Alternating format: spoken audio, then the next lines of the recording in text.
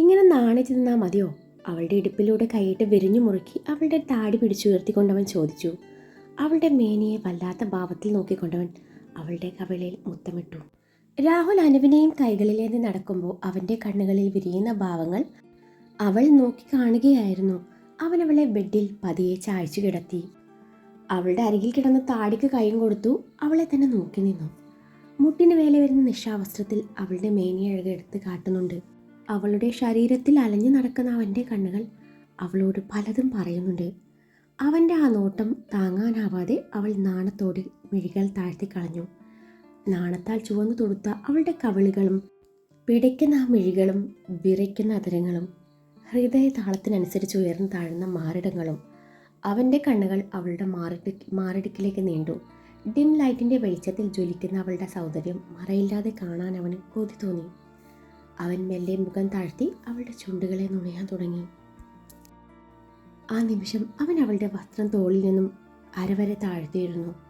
തന്നെ ഏറെ കൊതിപ്പിച്ച അവളുടെ മാറിടങ്ങൾ മറയില്ലാതെ കണ്ടപ്പോൾ അവൻ വല്ലാത്തൊരു ഭാവത്തോടെ നോക്കി നിന്നതും അവൾ കണ്ണുകൾ ഇറുകി അടച്ചു ഒന്ന് കുറുകിപ്പോയി. അവളുടെ ചുണ്ടുകളിൽ നിന്നും വഴിമാറി സഞ്ചരിച്ച അവൻ്റെ അതരങ്ങൾ അവളുടെ മുഖത്ത് ആകമാനം മുത്തമിട്ട് കഴുത്തിലേക്ക് അരിച്ചിറങ്ങിയപ്പോൾ അവൾ ശ്വാസമെടുക്കാൻ പോലും മറന്നുപോയിരുന്നു. കണ്ണുകൾ അടച്ചു പിടിച്ചുകൊണ്ട് അവൻ്റെ മുടിയിൽ കൊരുത്തു വലിക്കുമ്പോൾ അവളുടെ കെട്ടിവെച്ചിരിക്കുന്ന മുടിയും അവൻ അഴിച്ചിട്ടിരുന്നു. അനു, നിന്നെ ഞാൻ സ്വന്തമാക്കാൻ പോവാ. നിനക്ക് സമ്മതമാണല്ലോ അല്ലേ? അവളുടെ കാതോരം ഹസ്കി വോയിസിൽ അവൻ ചോദിച്ചു. കൂമ്പി അടഞ്ഞുപോയ മിഴികൾ മെല്ലെ തുറന്നു അവൾ അവനെ നോക്കി. അരയ്ക്ക് മീതെ അനാവൃതമായ തൻ്റെ അർദ്ധനഗ്നമേനി അവൻ കാണുകയാണ് എന്നറിഞ്ഞപ്പോൾ അവളുടെ മേനിയിൽ കുളിര് പടർന്നു. ലജ്ജയോടെ പുതപ്പെടുത്ത ദേഹം മറച്ചു പിടിച്ചതും അടുത്ത നിമിഷം അവനത് എങ്ങോട്ടോ വലിച്ചെറിഞ്ഞിരുന്നു. പ്രണയത്തിലുപരി അവൻ്റെ കണ്ണുകളിൽ മറ്റെന്തൊക്കെയോ ഭാവങ്ങൾ വെരിയുന്നുണ്ടായിരുന്നു. നിന്നെ ഞാൻ എൻ്റേത് മാത്രമാക്കിക്കോട്ടെ, മുഴുവനായും? അവളുടെ സമ്മതത്തിനെന്ന വണ്ണം അവൻ വീണ്ടും ചോദിച്ചതും സമ്മതമെന്നോണം ഒന്നുയർന്നു പൊങ്ങി അവൾ അവൻ്റെ ചുണ്ടുകളിൽ മുത്തമിട്ടു. അവൻ നാളുകളേറെയായി കാത്തിരുന്ന കൊതിച്ചിരുന്ന നിമിഷമായിരുന്നു അത്. അത്രമേൽ പ്രിയപ്പെട്ടതെന്തോ സ്വന്തമാക്കാൻ പോകുന്ന വെമ്പലായിരുന്നു അന്നേരം അവനിൽ. തൻ്റെ പെണ്ണിനെ ആദ്യമായി രുചിച്ചറിയാൻ പോകുന്നു. അത്രമേൽ ഇഷ്ടത്തോടെ അവൻ അവളുടെ നെറുകയിൽ ചുണ്ടമർത്തി. അവിടുന്ന് അവൻ്റെ ചുണ്ടുകൾ കഴുത്തുവഴി നെഞ്ചിലേക്ക് അരിച്ചിറങ്ങിയപ്പോൾ അവൻ്റെ കൈകൾ അവളെ ഒരു മാത്രം ശ്വാസം മുട്ടിച്ചു. അവൾ ശ്വാസം അടക്കി പിടിച്ചു നിൽക്കുന്നതിനോടൊപ്പം അവളുടെ കൈകൾ അവൻ്റെ ഷർട്ടിൻ്റെ കഴുത്തിൽ കൂടി സഞ്ചരിച്ചു. അവൻ്റെ മുതുകിൽ പോറൽ വീഴ്ത്തി. എന്തിനാ ഇങ്ങനെ ഏറെ പിടിച്ചു നിൽക്കുന്നത്? അവളുടെ മൃദുലതയിൽ അവൻ്റെ കൈകൾ അമർന്നതിന് പിന്നാലെ അവൻ ചോദിച്ചതും അവളുടെ മുഖം ചുവന്നു തൊടുത്തു. കടിക്കട്ടെ ഞാൻ? അത് ചോദിക്കുന്നതിനോടൊപ്പം അവൻ്റെ ദന്തങ്ങൾ അവിടെ ആഴ്ന്നിരുന്നു. അവൾ അവൻ്റെ കൈകളിൽ കിടന്ന് പിടഞ്ഞുപോയി. അവൻ്റെ നാമം ഉരുവിട്ടുകൊണ്ട് അവളിൽ നിന്നും ശീൽക്കാരങ്ങൾ ഉയർന്നു വന്നു. അതവനെ പിന്നെയും ഭ്രമിപ്പിച്ചു കൊണ്ടിരുന്നു. അവൻ്റെ താടിയും മീശയും അവളുടെ ഇളം മേനിയിൽ ചെറുനോവ് സമ്മാനിക്കുമ്പോൾ ആദ്യമായി അനുഭവിക്കുന്ന അനുഭൂതിയിൽ അവൾ അവന് കീഴെയായി വിടഞ്ഞുകൊണ്ടിരുന്നു. അവൻ്റെ കൈകളാൽ അവൾ വിവസ്ത്രയായതിന് പിന്നാലെ നാണത്തോടെയുള്ള അവളുടെ ചെറിയ എതിർപ്പുകൾ അവഗണിച്ചുകൊണ്ടവൻ അവളുടെ പഞ്ഞ പോലുള്ള മേനിയിൽ അങ്ങിങ്ങായി ചുണ്ടുകൾ പതിപ്പിച്ചു. അവൻ്റെ ചുണ്ടുകൾ പതിയാത്തൊരിടം അവളിൽ ഇല്ലായിരുന്നു. മണിക്കൂറുകളോളം അവൾ അവന് കീഴിൽ പൊള്ളിപ്പിടഞ്ഞുകൊണ്ടിരുന്നു. ഇരുവരും അനുഭൂതിയുടെയും ഉന്മാദത്തിൻ്റെയും കൊടുമുടിയിലെത്തിയ വേളയിൽ വിയർപ്പുകളൊന്നാക്കി അവൻ അവളെ പൂർണ്ണമായും അവൻ്റേതാക്കി മാറ്റി. ആദ്യമായി തൻ്റെ പെണ്ണിനെ അറിഞ്ഞ അനുഭൂതിയിൽ തളർന്നു കിടക്കുമ്പോൾ അവളുടെ നെറുകയിൽ ചുംബിച്ചു അവളെ തന്നോട് അണച്ചു പിടിക്കാൻ അവൻ മറന്നില്ല. പിറ്റേന്ന് രാവിലെ കർട്ടനിനിടയിൽ കൂടി നേരിയ വെളിച്ചം മുറിയിലേക്ക് എത്തി നോക്കുന്നതിന് പിന്നാലെയാണ് ദേവ് കണ്ണു തുറക്കുന്നത്. നെഞ്ചിൽ വല്ലാത്തൊരു ഭാരം പോലെ തോന്നിയതും അവൾ മെല്ലെ ഒന്ന് തൊട്ടു നോക്കി. അന്നേരമാണ് അഭി തൻ്റെ നെഞ്ചിൽ മുഖം ചേർത്ത് വെച്ച് ഉറങ്ങുകയാണെന്ന് അവൾ മനസ്സിലാക്കുന്നത്. അതിന് പിന്നാലെ ഒന്നിനു പിറകെ ഒന്നായി തലേ ദിവസം രാത്രിയിലെ ഓർമ്മകൾ അവളുടെ മനസ്സിൽ തെളിഞ്ഞു വന്നതും ഒരു നിലവിളിയോടെ അവൾ ചാടി എഴുന്നേറ്റപ്പോഴാണ് താൻ പൂർണ്ണ നഗ്നിയാണെന്ന് അവൾ മനസ്സിലാക്കുന്നത്. അവൾ അന്നേരം വല്ലാത്തൊരു വെപ്രാളത്തോടെ അവളിൽ നിന്നും പുതപ്പ് വലിച്ചെടുത്തു തൻ്റെ ശരീരം കവർ ചെയ്ത് പിടിച്ചു. പുതപ്പ് അവനിൽ നിന്നും അകന്നു പോയതും അവനിലെ നഗ്നത കണ്ട് അവൾ മുഖം പൊത്തിപ്പിടിച്ചു. തൻ്റെ ഉറക്കം മുറിഞ്ഞതിൻ്റെ ഇഷ്ടക്കേട് അഭിയുടെ മുഖത്ത് പ്രകടമാണ്. അതിൻ്റെ കൂടെ അവളുടെ അതുപോലുള്ള പ്രകടനവും കണ്ട് അവന് ചെറുതായി ദേഷ്യം വന്നു. അവൻ പുതപ്പ് വലിച്ചെടുക്കാൻ നോക്കിയതും അവളും പുതപ്പിൻ്റെ ഒരു ഭാഗം മുറുക്കി പിടിച്ചു. രണ്ടുപേരും പുതപ്പിന് വേണ്ടിയുള്ള പിടിവലിയിലാണ്. മനുവേട്ടാ, എന്തായി കാണിക്കുന്നത്? അതിങ്ങ് താ. നിങ്ങൾക്ക് നാണമില്ലെന്ന് വെച്ചേ ഞാൻ അങ്ങനെയല്ല. അവള് പുതപ്പിൻ്റെ ഒരൊറ്റ മുറുക്കി പിടിച്ചുകൊണ്ട് പറഞ്ഞു. ഡി, ഇന്നലെ രാത്രി ഈ പറയുന്ന നാണമൊക്കെയും ഈ ഏത് ബാങ്കിൽ പണയം വെച്ചിരിക്കുകയായിരുന്നു? ഓ, എന്തൊക്കെയായിരുന്നു! ഇന്നലെ നീ അങ്ങ് ശരിക്കും കളത്തിലിറങ്ങിയല്ലേ? എന്തൊരു ഫോമിലായിരുന്നോ ഇന്നലത്തെ നിന്റെ ആ ഡെഡിക്കേഷൻ. എന്നെ അങ്ങ് കിടത്തി കളഞ്ഞില്ലേ? പിന്നെ പറയാതിരിക്കാൻ വയ്യ. ഒന്നും ഇടാതെയുള്ള നിന്റെ ആ കിടത്തം. HD ക്വാളിറ്റിയിലെ ഇപ്പോഴും എൻ്റെ കൺമുന്നിലുണ്ട്. അബി ഉള്ളിൽ വിരിഞ്ഞ ചിരി മറച്ചു പിടിച്ചുകൊണ്ട് പറഞ്ഞു. അയ്യോ മനുവേട്ട, പ്ലീസ് ഒന്നും പറയാല്ലേ, പറ്റിപ്പോയി. അവളവൻ്റെ വായ പൊത്തിപ്പിടിച്ചുകൊണ്ട് കണ്ണുകൾ കൊണ്ട് കെഞ്ചി പറഞ്ഞു. അവളുടെ കണ്ണുകളിൽ വിരിയുന്ന പിടച്ചിൽ, നാണം, നിസ്സഹായ അവസ്ഥ ഒരു മാത്രം അബി നോക്കി നിന്നു. അന്നേരം അവളുടെ കണ്ണുകൾ അവൻ്റെ കണ്ണുകളുമായി കൊരുത്തു വലിച്ചു. മതി മറന്നുകൊണ്ട് അവൾ അവൻ്റെ കണ്ണിലേക്ക് ആഴ്ന്നിറങ്ങിയ വേളയിൽ അവൻ കുറുമ്പോടെ അവളുടെ ദേഹത്തു നിന്നും പുതപ്പ് വലിച്ചെടുക്കാൻ നോക്കിയെങ്കിലും അവൻ്റെ നീക്കം മുൻകൂട്ടി കണ്ടുകൊണ്ട് അവൾ പുതപ്പിൽ മുറുക്കി പിടിച്ചിരുന്നു. അവനെ തള്ളി മാറ്റിക്കൊണ്ട് അവൾ പുതപ്പ് വലിച്ചെടുത്തു. തൻ്റെ തല മുഴുവനായി അകത്തിട്ട് മൂടി പുതച്ച് കിടന്നു. അവളുടെ അരികിലേക്ക് നീങ്ങിക്കൊണ്ടവൻ അവളുടെ മുഖത്ത് നിന്നും പുതപ്പ് കുറേശ്ശെയായി നീക്കി. അമ്മു, കണ്ണു തുറക്ക്. അവൾ ഇല്ലെന്ന പോലെ തലയനക്കി. ഇതിന് മാത്രം നാണിക്കാൻ നിന്നെ ഞാൻ ഇന്നലെ ആദ്യമായി കണ്ടതും അറിഞ്ഞതും ഒന്നുമല്ലല്ലോ. പക്ഷേ പറയാതിരിക്കാൻ വയ്യ, ഇന്നലെ നിന്റെ വിളയാട്ടം തന്നെ ആയിരുന്നു എന്ന് വേണം പറയാം. എന്നത്തെയും പോലെ എനിക്ക് കൂടുതൽ അധ്വാനിക്കേണ്ടി വന്നില്ല. വീഡിയോ എടുത്തു വെക്കേണ്ടതായിരുന്നു. അവൻ പിന്നെയും അവളെ ദേഷ്യം കയറ്റി. അന്നേരം അവൾ പിന്നെയും പുതപ്പ് കൊണ്ട് മുഖം മറച്ചു പിടിച്ചു. അന്നേരം അവൻ അവളുടെ കാലിൻ്റെ ഭാഗത്ത് നിന്നും പുതപ്പ് മാറ്റി കാലിൽ ഇക്കിളി കൂട്ടിയതും അവൾ പുതപ്പിനുള്ളിൽ നിന്നും കുലുങ്ങി ചിരിച്ചു. പുതപ്പിനുള്ളിലേക്ക് അവൻ കൈകടത്തി വിട്ടതും അവൻ്റെ കൈവിരലുകൾ അവളുടെ പൊക്കിൽ ചുഴിയിൽ ആഴ്ന്നിറങ്ങി. ആ ഒരു നിമിഷം അവൾ പുതപ്പിൽ നിന്നുള്ള പിടി വിട്ടുപോയിരുന്നു. അടുത്ത നിമിഷം അവൻ പുതപ്പ് മുഴുവനായും വലിച്ചെടുത്തു. പുലരിയിലെ പുതുവെളിച്ചത്തിൽ അവൻ തൻ്റെ പെണ്ണിനെ പ്രണയത്തോടെ നോക്കി നിന്നു. അവളുടെ മുഖത്ത് നിന്നും അവൻ്റെ കണ്ണുകൾ താഴേക്ക് സഞ്ചരിക്കുന്നതിനനുസരിച്ചു മുഖത്ത് പ്രണയവും കാമവും ഒരുപോലെ മിന്നി മാഞ്ഞു. അവളുടെ മേനിയഴക് ആദ്യമായി കാണുന്ന പോലെ അവൻ കൊതിയോടെ നോക്കി നിന്നു. വെണ്ണക്കല്ലിൽ കടഞ്ഞെടുത്ത ശില്പം പോലെ തോന്നിപ്പിക്കും വിധം ആകാരവടിവും അതിനൊത്ത സൗന്ദര്യവും. മനുവേട്ട മാറ്റി നോക്കിയത്. ഇന്നലെ ഞാനിട്ട എൻ്റെ ഡ്രസ്സ് എവിടെ? ഒരു പില്ലോ എടുത്ത് ദേഹം മറച്ചുകൊണ്ടവൾ പറഞ്ഞു. നിന്റെ ഡ്രസ്സ് പറയാം, ആ മാറ്ററിലേക്ക് ഞാൻ വരുന്നതേ ഉള്ളൂ. എവിടെ നാടി നിനക്ക് ഇന്നലെ മദ്യം കിട്ടിയേ? ആദ്യം അത് പറ. അത് ബിവറേജിന്ന്. അല്ലാതെ ഇറച്ചിക്കടയിൽ നിന്ന് മദ്യം കിട്ടുമെന്നേ എനിക്കറിയില്ല. അവൾ ഭാവമാറ്റമില്ലാതെ പറഞ്ഞു. ബിവറേജ് നിന്റെ അമ്മായിയുടെ മോൻ്റെ വകയാണല്ലോ, നാണുണ്ടോ നിനക്ക്? അവൾ ബിവറേജിൽ നിന്ന് മദ്യം വാങ്ങിക്കാൻ പോയത്രേ. ഞാൻ പോയെന്ന് ആര് പറഞ്ഞു? ഞാൻ വണ്ടിയിലിരുന്നപ്പോൾ ഒരു അപ്പൂപ്പൻ അതുവഴി വന്നു, അവരെ കൊണ്ട് വാങ്ങിച്ചതാ. എനിക്കൊരു കുപ്പി വാങ്ങിച്ചപ്പോൾ അയാൾക്ക് ഞാൻ 2 കുപ്പി കൈക്കൂലി കൊടുത്തു. ഞാനും ഹാപ്പി, അപ്പൂപ്പനും ഹാപ്പി. നിന്റെ പപ്പയെ ഞാൻ കാണട്ടെ.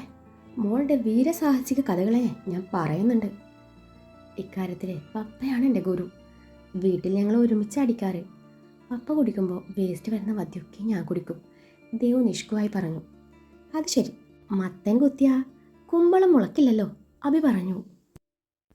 അതിനിടയിൽ മനുവേട്ടൻ മത്തനും കുമ്പളമൊക്കെ നട്ടോ? ദേവുവിൻ്റെ ചോദ്യം കേട്ട് അബി കൂർപ്പിച്ചു നോക്കി. നീ മിണ്ടരുത്. കള്ളും കുടിച്ച് നീ കാട്ടിക്കൂട്ടിയത് എന്തൊക്കെയാണെന്ന് ഓർമ്മയുണ്ടോ? ചെറുതായി. വെള്ളം പോലും ചേർക്കാതെ ഒരു കുപ്പി ഒറ്റയടിക്ക് അടിച്ചിട്ട് പറയുന്നത് കേട്ടില്ലേ? ചെറുതായി പോലും.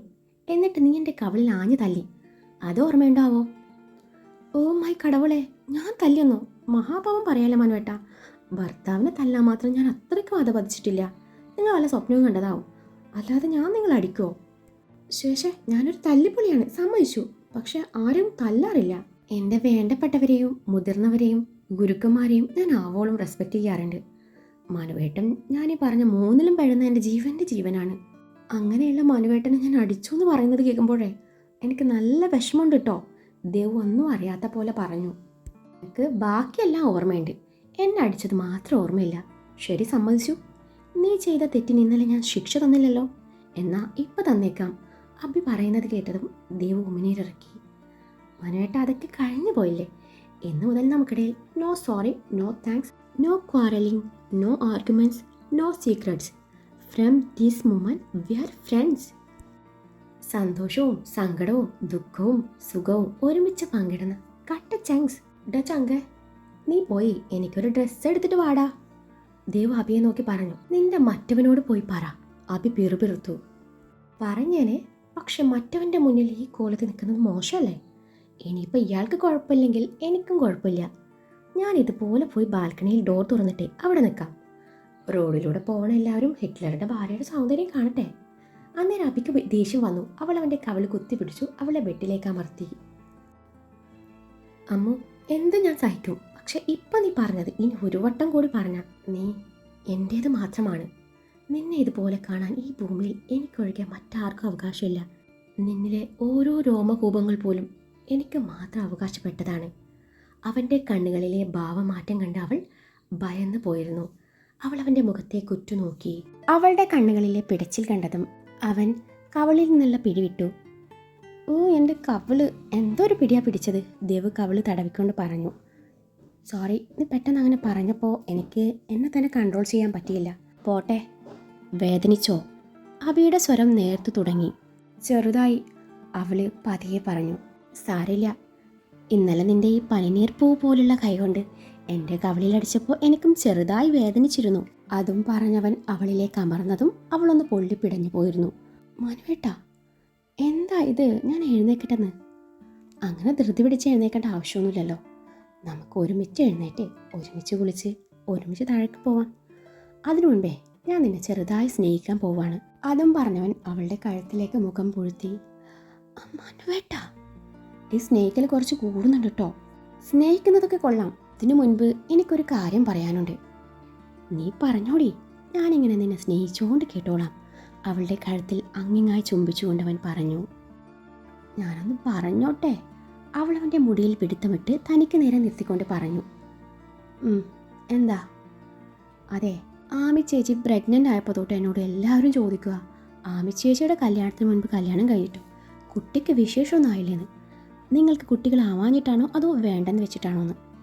ദൈവം കുഞ്ഞുങ്ങളെ അറിഞ്ഞു തരുമ്പോൾ വേണ്ടെന്ന് വെക്കരുത്. ഒരു പക്ഷേ നമ്മൾ ആഗ്രഹിക്കുമ്പോൾ കിട്ടിയെന്ന് വരില്ലെന്ന്. ആരാ നിന്നോട് ഇക്കാര്യം പറഞ്ഞേ? നമ്മുടെ ഗോവിന്ദമാമയുടെ വീടിൻ്റെ പിറകിലൊരു വീടില്ലേ, ആ വീട്ടിലെ ചേച്ചി. എന്തുവാ പേര്? സുമതി ചേച്ചി. അവരാണ് പറഞ്ഞത്. പിന്നീട് അമ്മമ്മയും എന്നോട് ഇക്കാര്യം ചോദിച്ചു. എന്നിട്ട് നീ എന്ത് പറഞ്ഞു? ഞാനൊന്നും പറഞ്ഞില്ല. നന്നായി. അതെ മനുവേട്ടാ, ഇനിയിപ്പോൾ വിശേഷമൊന്നും ആയില്ലേ എന്ന് ചോദിച്ചാൽ ആരൊക്കെ വരില്ലെന്ന് ആരെ കണ്ടു? അന്നേരം നീ ആയില്ലെന്ന് പറയണം. തീർന്നില്ലേ? എന്നിട്ടും അവർ വിടുന്നില്ലേ? നീ എൻ്റെ ഫോൺ നമ്പർ കൊടുത്താൽ മതി. അവരോട് ഞാൻ വേണ്ടത് പറഞ്ഞോളാം. അതല്ല മനുവേട്ടാ. ഏതല്ലെന്ന്? അത് പിന്നെ എനിക്കും കുഞ്ഞു വേണം. പച്ചത്തറി പ്രതീക്ഷിച്ചുകൊണ്ടവൾ ഒറ്റ ശ്വാസത്തിൽ പറഞ്ഞു. ശേഷം അവനിലെ ഭാവം എന്താണെന്ന് അറിയാനായി ഒറ്റക്കണിറുക്കി അവനെ നോക്കി. അവനാണെങ്കിൽ അവളെ കൊല്ലാനുള്ള ദേഷ്യത്തോടെ അവളുടെ നേരെ ദൃഷ്ടിയൂന്നി നിന്നിട്ടുണ്ട്. അന്നേരം അവൾ പേടിയോടെ മുഖം വെട്ടിച്ചു. എന്തോന്നാ നീ പറഞ്ഞത്? അവളുടെ മുഖം തനിക്ക് നേരെ പിടിച്ചുകൊണ്ടവൻ ചോദ്യം ആവർത്തിച്ചു. എനിക്കും കുഞ്ഞ് വേണോന്ന്. എനിക്ക് അമ്മയാവണം. ഒരെണ്ണം മതിയോ അതോ 5 എണ്ണത്തിനെ ഒരുമിച്ച് തരണോ? അപ്പം പിന്നെ ഒരേ സമയം 5നെയും പെട്ടെന്ന് സെലിബ്രിറ്റി ലൈഫിലേക്ക് പറഞ്ഞു വിടാലോ. അബി പരിഹാസത്തോടെ പറഞ്ഞു. നിങ്ങളെന്താ കളിയാക്കുവാണോ? അല്ല, ഒറ്റയടിക്ക് 5 വരാൻ ഞാൻ എന്താ പൂച്ചയാ? തൽക്കാലം ഒന്ന് മതി. മോളായാലും മോനായാലും കുഴപ്പമില്ല. എന്നാൽ മോനും മോളും ഒരുമിച്ച് തന്നാലോ? You are insulting me again and again. Dev പ്രത്യേക ഇണത്തി പറഞ്ഞു. അല്ല, നിന്റെ ഈ വിവരക്കേട് ഞാൻ കൈയടിച്ച് പ്രോത്സാഹിപ്പിക്കാം. വിവരക്കേടോ? എടോ, ഒരു പെണ്ണിൻ്റെ ഏറ്റവും വലിയ സൗന്ദര്യം അമ്മയാവുന്നതാ. എനിക്കും അമ്മയാവണം. എനിക്ക് കിട്ടാത്ത മാതൃസ്നേഹം എൻ്റെ കുഞ്ഞിനെ വാരിക്കോരി കൊടുക്കണം. നിന്റെ തലയിൽ എന്താ കളിമണ്ണ ഉള്ളത്? അമ്മയാവാൻ സമയമാകുമ്പോഴേ ഞാൻ തന്നെ മുൻകൈയെടുത്ത് നിന്നെ അമ്മയാക്കുന്നുണ്ട്. ഇപ്പം നീ ചിന്തിക്കേണ്ടത് നിന്റെ കരിയറിനെ കുറിച്ചിട്ടാണ്. നമ്മുടെ ഹോസ്പിറ്റലിലെ ഗൈനക് ഡിപ്പാർട്ട്മെൻറ്റ് അല്പം വീക്കാണ്. നിന്നിലൂടെയാണ് ആ പോരായ്മ നികത്താൻ ഞാൻ പോകുന്നത്. ജില്ലയിലെ ബെസ്റ്റ് ഗൈനക് ഡോക്ടർ, അവിടെ നിന്റെ പേരായിരിക്കണം മുൻപന്തിയിൽ. അതെൻ്റെ സ്വപ്നമാണ്. അബി പറഞ്ഞു. മുന്നും പിന്നും നോക്കാതെ ഇയാളോട് ഇങ്ങനെ സ്വപ്നം കാണാൻ ആര് പറഞ്ഞു? ഗൈനക് ഡോക്ടർ പോലും. ഞാൻ തന്നെ ഇപ്പോൾ എങ്ങനെ പ്രസവിക്കും എന്ന പേടിയിലാണ്. അപ്പോഴാണ് നാട്ടുകാരുടെ പ്രസവം മൊത്തം എൻ്റെ മണ്ടയിലോട്ടിടുന്നത്. എനിക്ക് ഈ കുഞ്ഞുങ്ങളെടുക്കാൻ തന്നെ പേടിയാണ്. അപ്പോഴാണ് ഒരു കുഞ്ഞിനെ ഞാൻ ഭൂമിയിലേക്ക് കൊണ്ടുവരുന്നത്. എന്നെക്കൊണ്ട് പറ്റില്ല. എനിക്ക് അമ്മയായാൽ മതി. എക്സാമിൻ്റെ റിസൾട്ട് വന്ന ഉടനെ ഹൗസ് സർജൻസി ആരംഭിക്കും. അതും നമ്മുടെ ഹോസ്പിറ്റലിൽ. അത് കഴിഞ്ഞ് PG ചെയ്യണം. അത് കഴിഞ്ഞ് വേണേ നമുക്ക് കുഞ്ഞിനെ പറ്റി ചിന്തിക്കാം. അതിനു മുൻപ് ഇമ്മാതിരി വിവരക്കേട് പറഞ്ഞാലേ എൻ്റെ സ്വഭാവം മാറും. അബി കടുപ്പിച്ച് പറഞ്ഞു. അപ്പോൾ അനു അമ്മയാവാൻ തയ്യാറെടുക്കുന്നതോ? അവൾക്കും നിങ്ങൾ ഈ പറഞ്ഞതൊക്കെ ചെയ്യണ്ടേ? നിങ്ങളെപ്പോലെ അവളുടെ ഭർത്തു ഒരു ഡോക്ടറാ. അങ്ങേർക്കില്ലല്ലോ ഈ മുടന്തൻ ന്യായം. ഫസ്റ്റ് നൈറ്റ് പോലും കഴിഞ്ഞിട്ടില്ല, അപ്പോഴാണ് കുഞ്ഞിനുണ്ടാക്കാൻ നടക്കുന്നത്. അബി പിറുപിറുത്തു. നിങ്ങൾ പറഞ്ഞതേ ഞാൻ കേട്ടു. അത് ഇന്നലെ രാത്രി 10 മണി വരെ. ഇപ്പം എല്ലാം കഴിഞ്ഞാണു. രാഹുൽ ഡോക്ടർക്ക് കുഞ്ഞുങ്ങളെ വലിയ ഇഷ്ടമാണത്രേ. നിറയെ പിള്ളേരെ വേണമെന്നാണ് ഡോക്ടറുടെ ആഗ്രഹം. ആദ്യത്തെ കുഞ്ഞ് ഉടനെ വേണമെന്ന്. അല്ലേലും രാഹുൽ ഡോക്ടറെ ഒരു ജെമ്മാണ്. പിന്നെ അവൻ കുറേയേറെ പിള്ളേരുണ്ടാക്കും. അവിടെ ആഗ്രഹിച്ചങ്ങ് നിൽക്കത്തേ ഉള്ളൂ. അനു എൻ്റെ പെങ്ങളാ. അവളെ കരിയർ കളഞ്ഞു കുടിച്ച് സെൻറ്റിമെൻസിനും ഫീലിങ്സിനും പിന്നാലെ നടക്കില്ല. അബി പറഞ്ഞു. അതൊക്കെ പണ്ട്. ഇപ്പം അവളെ നിങ്ങളുടെ പെങ്ങള് മാത്രമല്ല, ഒരുത്തൻ്റെ ഭാര്യ കൂടിയാ. രാഹുൽ ഡോക്ടർ ആഗ്രഹം അവൾ എന്തായാലും സാധിച്ചു കൊടുക്കും. രണ്ടുപേരും അത്രയ്ക്കുമില്ലപ്പാ. അവൾ എന്നോട് എല്ലാം പറയാറുണ്ട്. എല്ലാം എന്ന് പറഞ്ഞാൽ അബിക്ക് സംശയം. എല്ലാം എന്ന് പറഞ്ഞാൽ എല്ലാം. രാഹുൽ ഡോക്ടർ റൊമാൻസൊക്കെ കേൾക്കുമ്പോഴേ നമുക്കങ്ങ് രോമാഞ്ചം ഉണ്ടാവും. ദേവു അബിയെ പാളി നോക്കിക്കൊണ്ട് അങ്ങ് തട്ടിയിട്ടു. നിനക്ക് വേറെ ഒന്നും പറയാനില്ലായിരിക്കും അല്ലേ? അല്ല, നീയും അവരോട് പറയോ? അബി ചോദിച്ചു. എന്ത്? നമ്മുടെ ബെഡ്റൂം സീക്രട്സ്. ഒരു പാലിട്ടാ അങ്ങോട്ടും ഇങ്ങോട്ടും വേണ്ടേ? ഞാനും പറയും.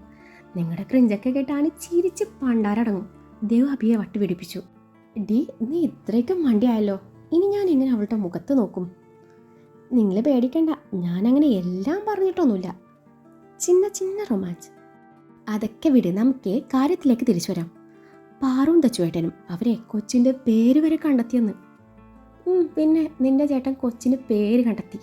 അവനോട് ആദ്യം ആ പെണ്ണിൻ്റെ മുഖത്തേക്ക് മര്യാദക്ക് നോക്കാൻ പറ. അബി പുച്ഛിച്ചു. അതൊന്നും എനിക്കറിയത്തില്ല, എന്നോട് പാറു പറഞ്ഞതാ. അവളെന്നോട് നുണ പറയില്ല. ആമി ചേച്ചിയുടെ പ്രഗ്നൻസി അറിഞ്ഞതിന് പിന്നാലെ ഇന്നലത്തെ ഞങ്ങളുടെ ചർച്ചാ വിഷയം ഇതായിരുന്നു. ഞാൻ ഞങ്ങളുടെ ചാറ്റ് ലിസ്റ്റ് കാണിച്ചു തരാം. എനിക്ക് കണ്ട നിങ്ങളുടെ ഉണക്ക ചാറ്റ്. പിന്നെ പാറു, അവൾ ഒറ്റയ്ക്ക് കണ്ട സ്വപ്നം നിന്നോട് പറഞ്ഞു, അത്രേ ഉള്ളൂ. നിന്റെ ചേട്ടൻ്റെ ആ കൂതറ സ്വഭാവം വെച്ചേ ആ കൊച്ചിനെ അടുത്തൊന്നും ഒരു ഫസ്റ്റ് നൈറ്റ് യോഗം പോലും ഞാൻ കാണുന്നില്ല. ഈ പെണ്ണുങ്ങളൊക്കെയും എന്താ ഇങ്ങനെ? ഇവറ്റകളെ വിവരക്കേട് അലങ്കാരമായി കൊണ്ട് നടക്കുകയാണോ? അയ്യേ, ഇനിയെങ്ങാനും ഇവിടെ നടക്കുന്നത് അവരോട് പറഞ്ഞ. അബി അവളെ ശാസിച്ചു. അതെ, മഹാലക്ഷ്മി ഫ്ലൈറ്റും പിടിച്ച് ഇങ്ങോട്ട് വന്ന് അനുഗ്രഹിക്കുമ്പോൾ തട്ടിത്തെറിപ്പിക്കരുതെന്നേ എനിക്ക് പറയാനുള്ളൂ. ദേവ് പറഞ്ഞു. മഹാലക്ഷ്മിയോടെ ആ ഫ്ലൈറ്റ് ടിക്കറ്റ് ക്യാൻസൽ ചെയ്യാൻ പറഞ്ഞേക്ക്. അമ്മു വിഡിത്തം പറഞ്ഞു കഴിഞ്ഞെങ്കിലേ നീ അവിടെ അടങ്ങിക്കിടക്ക്. മനുഷ്യൻ്റെ മൂടും പോയി. ആരൊക്കെ അച്ഛനായാലും അമ്മയായാലും അതെന്നെ ബാധിക്കുന്ന കാര്യമല്ല. പക്ഷെ നമ്മുടെ കാര്യത്തിൽ ഞാൻ എടുത്ത തീരുമാനത്തിലെ ഒരു മാറ്റവും ഇല്ല. ഇനി ഇക്കാര്യം പറഞ്ഞ് നിന്റെ മുന്നിൽ വരാനും പാടില്ല. അബി അന്തിമ തീരുമാനം അറിയിച്ചു. എങ്കിൽ ഇക്കാര്യം പറഞ്ഞ് നിങ്ങൾ എൻ്റെ മുന്നിൽ വരാൻ പാടില്ല. കുഞ്ഞിനെ വേണ്ട പോലും. പക്ഷെ 2 നേരം ഇത് മുടങ്ങാതെ കിട്ടണം. ഇയാളുടെ സ്നേഹം സ്വീകരിക്കാൻ തൽക്കാലം എനിക്ക് സൗകര്യമില്ല. ഇയാൾ എന്താണെന്ന് വെച്ചാൽ ചെയ്യൂ. അവനെ ബെഡിലേക്ക് തള്ളിയിട്ടുകൊണ്ട് അവൾ എഴുന്നേറ്റു. ശേഷം തറയിൽ വീണ് കിടക്കുന്ന ബെഡ്ഷീറ്റ് എടുത്ത് അവൾ ദേഹം മറച്ചു പിടിച്ചു. അമ്മു, ഇതൊരുമാതിരി മറ്റേടത്തെ പരിപാടിയായിപ്പോയിട്ടോ. കണക്കായിപ്പോയി. അല്ല, നീ നേരത്തെ പറഞ്ഞ ആ സ്ത്രീയില്ലേ, അവരെ കാണാൻ പറ്റുമാവോ? അബി ചോദിച്ചു. എന്തിനാ? എൻ്റെ കഞ്ഞി പാറ്റയിട്ട മനസ്സിനെ ഒന്ന് അഭിനന്ദിച്ചു നന്ദി പറയണം. ആള് നിങ്ങളുടെ പേഷ്യൻ്റ് ആണത്രേ. ഇനി ഹോസ്പിറ്റലിൽ വരുമ്പോൾ ഒരു ബൊക്കെ കൊടുത്ത് നന്ദി അറിയിച്ചേക്ക്. എൻ്റെ പേഷ്യൻ്റ് ആണോ? എങ്കിൽ ഞാൻ ബൊക്കെ അല്ല, ഒരു റീത്ത് തന്നെ കൊടുക്കുന്നുണ്ട്, അതും ഉടനെ തന്നെ. അബി ദേഷ്യത്തോടെ പറഞ്ഞു. ഡോക്ടർ അഭിമന്യുവിൻ്റെ മെഡിക്കൽ എത്തിക്സ് എവിടെ പോയി?